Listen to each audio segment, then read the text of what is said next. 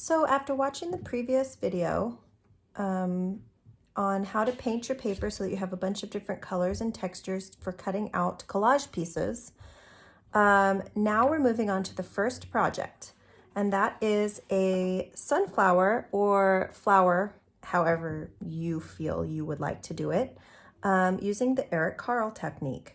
So what we're going to start by doing is we're going to draw with a pencil.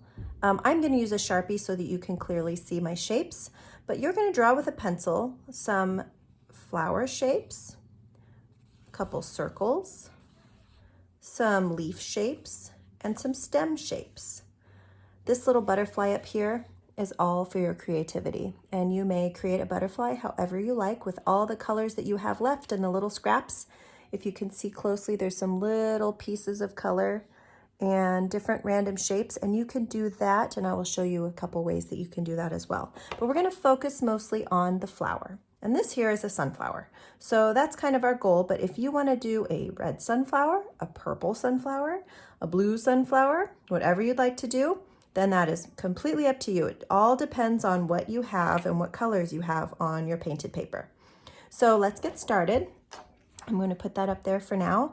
So what you should have in your kit is a little bottle that says glue on it, and a paintbrush that's about this size. So it's not the largest paintbrush, but it's the mid-sized paintbrush. And you should have a piece of thick white paper. It's called Bristol paper. And this is what you'll be gluing your shapes on. So first we'll set them in whatever arrangement we want on the paper, and then we'll glue them down.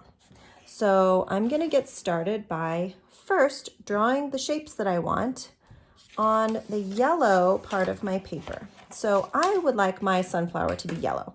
Now again, you don't have to do that, but I'm going to do a series of flower petal shapes. Now you can do flower petal shapes that are rounded like this, or you can do them sunflower shapes like this.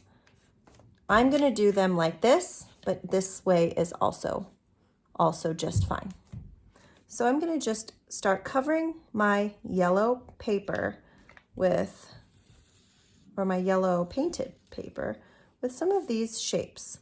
And I'm going to get as close to the next, I'm actually going to go into the orange a little bit here. And I'm going to do some smaller ones in the orange and some bigger ones in the yellow. Because if you can see, in this, there's orange and yellow blended together, and they're all different sizes. So yellow, big, yellow, but it has a little orange in it.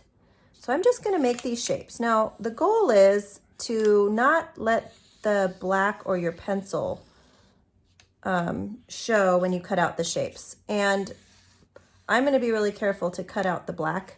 If you have pencil showing, since you're going to be using a pencil to draw these shapes, it's easy to erase. So I'm going to do some smaller ones in the orange here. Just do about this much. And if you cut them out and you need more, then you can always do more. But this should be good for me right now.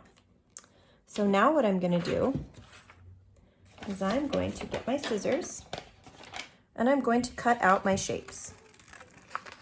So I'm cutting on the inside of my black line because I don't want my black line showing. And you can just erase your pencil lines. And so this is what you'll have. You'll have a bunch of shapes like this. So I'm going to set them up to the side and just make a pile. So I'm just going to cut and cut and cut and cut all of these out as I go.